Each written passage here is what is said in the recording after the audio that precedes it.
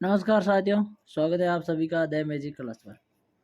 दोस्तों आज बात करेंगे साइंस के मोस्ट इम्पोर्टेंट 20 क्वेश्चनों की। और बहुत ही अच्छे क्वेश्चन है, ये एग्जाम की दृष्टि से महत्वपूर्ण है। एग्जाम के अंदर आए हुए भी है और आगे आने के भी 100% चांस है। आप इस क्लास को पूरी देखना, उम्मीद करूँगा आपको ये क्लास अच्छी लगेगी और आपको ये क्वेश्चन है इसी क्लास के अंदर याद हो जाएंगे। चलो शुरू करते हैं आज की क्लास का अपना पहला क्वेश्चन। सॉरी, क्वेश्चन नंबर 1, अति सूक्ष्म भागों में काट देने पर चुंबक के ध्रुवों की संख्या कितनी होगी? Option A 4, option B 2, option C 3, option D कोई नहीं। इसका राइट आंसर होगा आपका बी, यानी किसी भी चुंबक को आप अगर काट के उसके दो टुकड़े कर दोगे तो उसके दो ध्रुव बन जाएंगे, एक उत्तरी पोल बन जाएगा और एक दक्षिणी पोल बन जाएगा।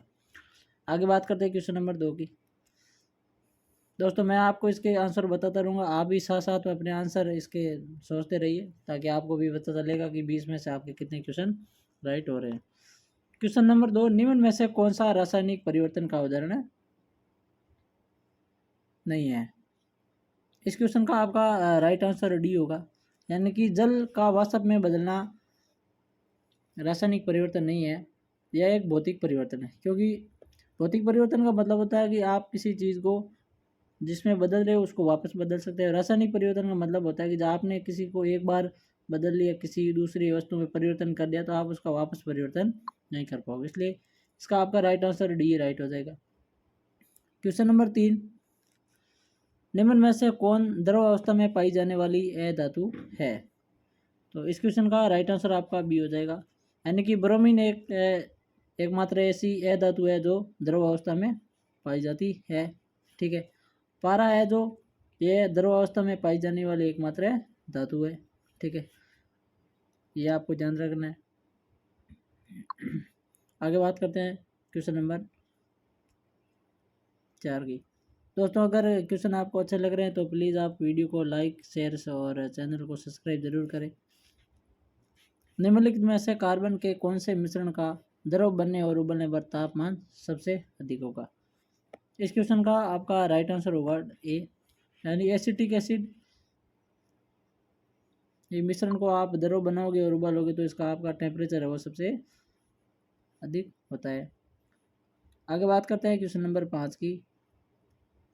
Question number 5, sodium hydrogen carbonate को जब गर्म किया जाता है तो क्या बनता है?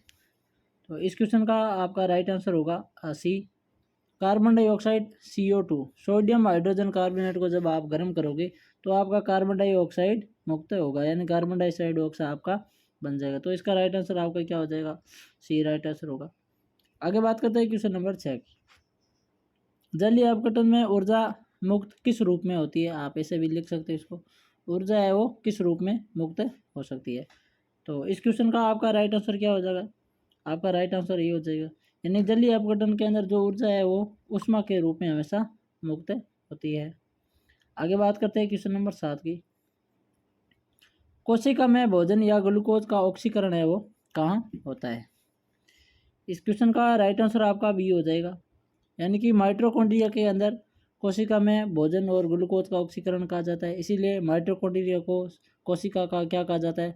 शक्ति गृह कहा जाता है, जिसको इंग्लिश में कहते हैं पावर हाउस। तो कोशिका का पावर हाउस किसे कहते हैं? माइटोकॉन्ड्रिया को कहा जाता है, क्योंकि भोजन और ग्लूकोज का ऑक्सीकरण इसी के अंदर होता है। आगे बात करते हैं क्वेश्चन नंबर 8 की। ये भी अच्छा क्वेश्चन है, एग्जाम के अंदर एक बार पूछा भी गया है। शरीर में रक्त का क्या कार्य करता है? यानी शरीर के अंदर जो रक्त है, ब्लड, वो आपका क्या कार्य करता है? तो इस क्वेश्चन का आपका जो राइट आंसर होगा क्या हो जाएगा? राइट आंसर सी होगा, यानी शरीर के अंदर ऑक्सीजन का O2 का आदान प्रदान है वो कौन करता है? ब्लड करता है। हमारा शरीर ऑक्सीजन लेता है और कार्बन डाइऑक्साइड छोड़ता है, तो ऑक्सीजन का जो आदान प्रदान होता है वो ब्लड के माध्यम से होता है। आगे बढ़ते हैं क्वेश्चन नंबर 9 की तरफ। दोस्तों ये बहुत ही अच्छे क्वेश्चन है, लेटेस्ट एग्जामों के अंदर आए हुए क्वेश्चन है, वो मैंने इसको छांट के लिए। सारी बैटरियों में विद्युत अपघटन के लिए निम्न में से किसका प्रयोग किया जाता है? इस क्वेश्चन का आपका राइट आंसर सी हो जाएगा, यानी KOH पोटेशियम हाइड्रोक्साइड का प्रयोग सारी बैटरियों के अंदर किया जाता है। आपको ये एक कमेंट के अंदर बताना है कि लेड एसिड जो बैटरी है कौन सी लेड एसिड बैटरी है उसके अंदर कौन सा विद्युत अपघट्य भरा जाता है, लेड एसिड बैटरी। ठीक है, लेड एसिड बैटरी, इसका आपको कमेंट में मुझे बताना है कि लेड एसिड बैटरी के अंदर कौन सा विद्युत अपघट्य भरा जाता है। इस क्वेश्चन का आपका राइट आंसर सी हो जाएगा, potassium hydroxide KOH। Question number 10, दूरदृष्टि दोष से पीड़ित व्यक्ति के नेत्र में किसी वस्तु का प्रतिबिंब है वो कहाँ पर बनता है।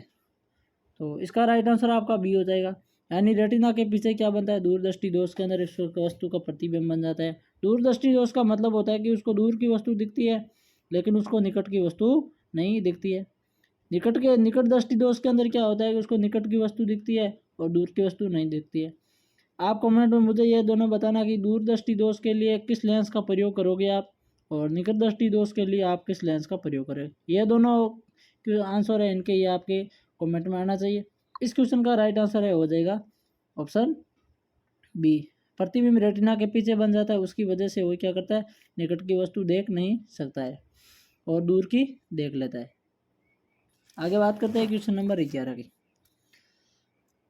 यदि किसी धातु को खाना पकाने के बर्तन बनाने में अगर प्रयुक्त की जाती है तो उसकी ताप चालकता क्या होगी।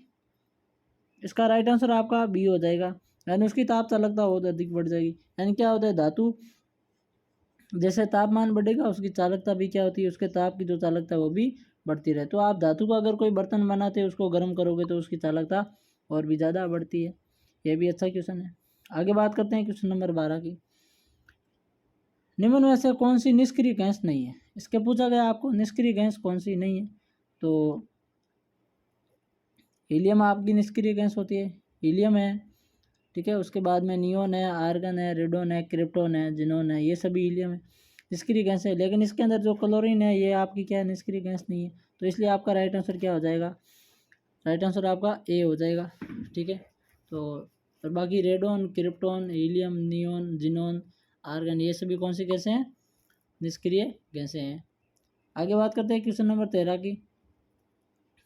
कांच का सबसे महत्वपूर्ण घटक कौन सा है, यानी कि वो कांच को बनाने के लिए उसके अंदर जो मिश्रण का प्रयोग किया जाता है उसके अंदर सबसे महत्वपूर्ण घटक कौन सा है। तो इसका राइट आंसर आपका क्या हो जाएगा, सी हो जाएगा, यानी सिलिका है वो सबसे महत्वपूर्ण घटक है कांच का। कांच बनाने में मिश्रण के रूप में सिलिका का प्रयोग सबसे अधिक किया जाता है। आगे बात करते हैं क्वेश्चन नंबर 14 की।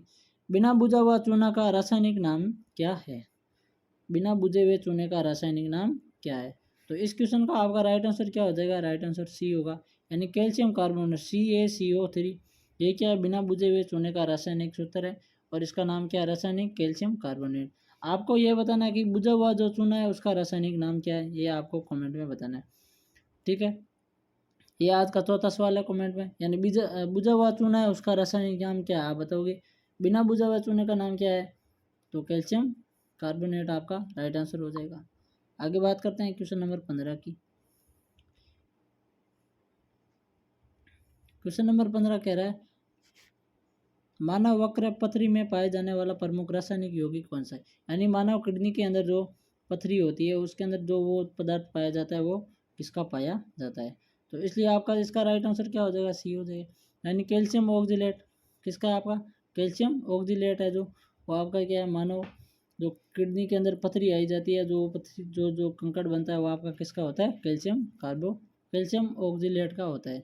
पथरी किसकी होती है, कैल्शियम ऑक्जिलेट की होती है, और ये कहाँ होती है, आपके जो किडनी में होती है, ठीक है। तो इसका आपका राइट आंसर क्या हो जाएगा, सी हो जाएगा, यानी वक्र पथरी में क्या पाया जाता है, कैल्शियम ऑक्जिलेट के कारण ही पथरी होती है। आगे बात करते हैं क्वेश्चन नंबर 16 की। कवक की कोशिका भित्ति किसकी बनी रहती है, ये अच्छा क्वेश्चन है, एग्जाम के अंदर है, हर बार आता रहता है। तो कवक की कोशिका भित्ति किसकी बनी होती है, काइटिन की। ऑप्शन आपका बी राइट आंसर हो जाएगा। कवक की कोशिका भित्ति किसकी बनी होती है, काइटिन की बनी होती है। आगे बात करते हैं क्वेश्चन नंबर 17 की। प्रकाश संश्लेषण की प्रक्रिया में पौधे किस ऊर्जा का प्रयोग करते हैं। तो आपका राइट आंसर क्या हो जाएगा, सौर ऊर्जा का। यानी प्रकाश संश्लेषण की जब प्रक्रिया होती है तो पौधों को क्या चाहिए, सूर्य की ऊर्जा चाहिए, तो किसका प्रयोग करेंगे, सौर ऊर्जा का प्रयोग करेंगे। आपका राइट आंसर आपका क्या हो जाएगा, ये हो जाएगा। यह भी अच्छा क्वेश्चन है।